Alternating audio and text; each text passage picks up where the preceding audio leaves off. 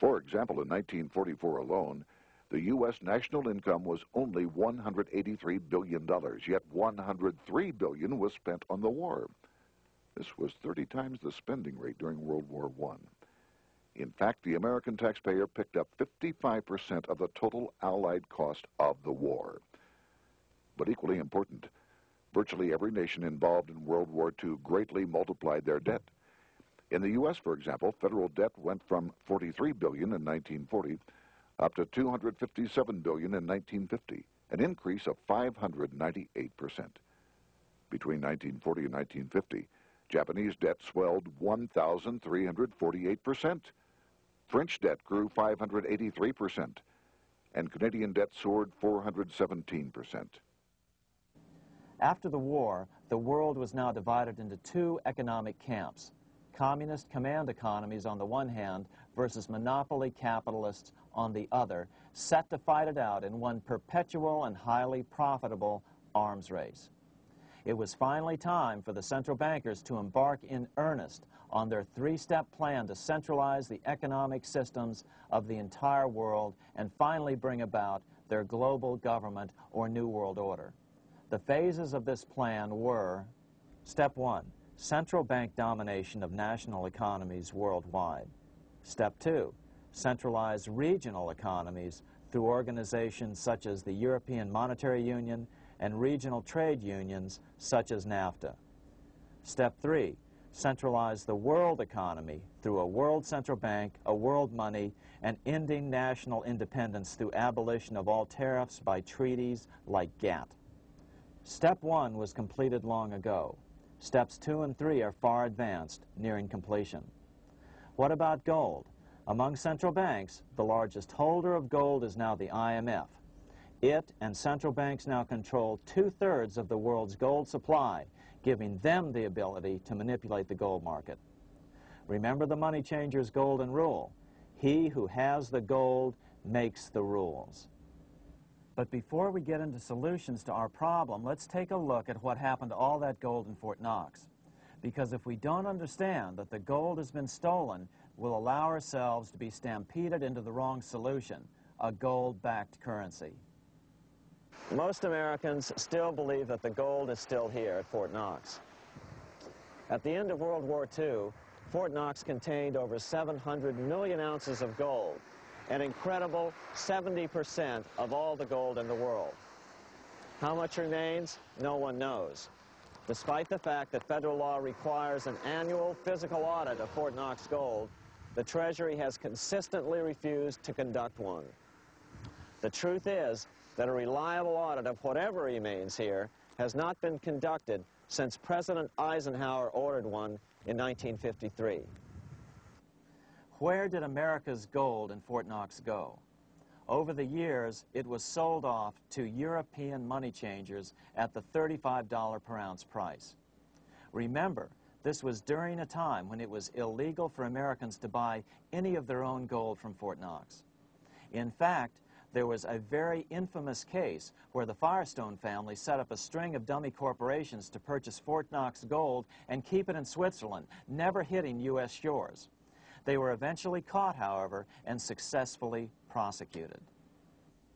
Finally, by 1971, all the pure gold had been secretly removed from Fort Knox, drained back to London. Once the gold was gone from Fort Knox, President Nixon closed the gold window by repealing Roosevelt's Gold Reserve Act of 1934, finally making it legal once again for Americans to buy gold. Naturally, gold prices immediately began to soar. 9 years later, gold sold for $880 per ounce, 25 times what the gold in Fort Knox was sold for. One would think that eventually someone in the government would get wind of what was happening and blow the whistle. The largest fortune in the history of the world stolen. Shades of the old James Bond film, Goldfinger. Well, as a matter of fact, Ian Fleming, the author of the James Bond series, was head of the British Counterintelligence Service, MI5.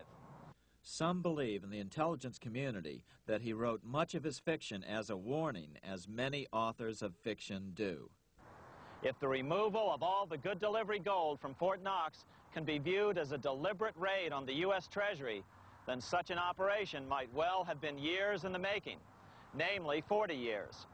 Certainly enough time for Fleming to get wind of it and try to prevent it. So just how did the story of the Fort Knox gold robbery get out? It all started with an article in a New York periodical in 1974.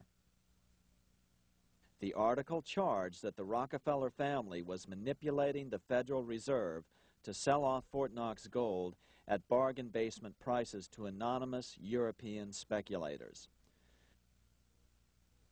3 days later, the anonymous source of the story, Louise Auchincloss Boyer, mysteriously fell to her death from the window of her 10th floor apartment in New York.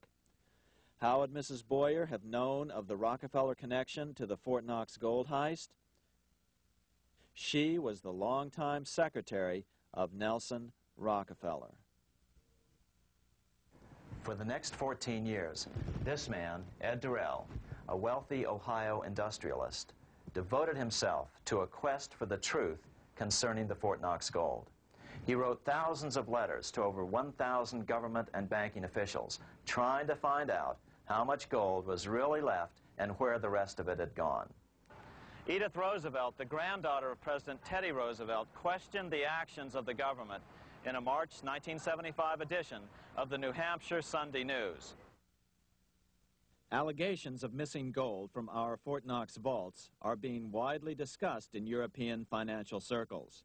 But what is puzzling is that the administration is not hastening to demonstrate conclusively that there is no cause for concern over our gold treasure, if indeed it is in a position to do so. Unfortunately, Ed Durrell never did accomplish his primary goal, a full audit of the gold reserves in Fort Knox. It's incredible that the world's greatest treasure has had little accounting or auditing. This gold belonged to the American people, not the Federal Reserve and their foreign owners. One thing is certain, the government could blow all of this speculation away in a few days with a well-publicized audit under the searing lights of media cameras. It has chosen not to do so. One must conclude that they are afraid of the truth such an audit would reveal. What is the government so afraid of? Here's the answer. When President Ronald Reagan took office in 1981, his conservative friends urged him to study the feasibility of returning to a gold standard as the only way to curb government spending. It sounded like a reasonable alternative, so President Reagan appointed a group of men called the Gold Commission to study the situation and report back to Congress. What Reagan's Gold Commission reported back to Congress in 1982 was the following shocking revelation concerning gold. The U.S. Treasury owned no gold at all. All the gold that was left in Fort Knox was now owned by the Federal Reserve, a group of private bankers, as collateral against the national debt. The truth of the matter is that never before has so much money been stolen from the hands of the general public and put into the hands of a small group of private investors, the money changers.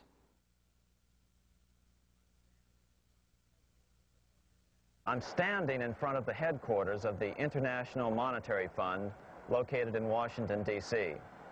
Across the street, right over there, is the headquarters of the World Bank. What are these organizations and who controls them, and most importantly, are they about to create a huge worldwide depression? Let us step back in time for a moment to the aftermath of World War I. People were tired of war, so under the guise of peacemaking, the international bankers devised a plan to consolidate power even further. Claiming only an international government would stem the tide of world wars, the money changers pushed forward a proposal for world government which stood on three legs. A world central bank to be called the Bank of International Settlements, a world judiciary to be called the World Court located in The Hague, the Netherlands, and a world executive and legislature to be called the League of Nations.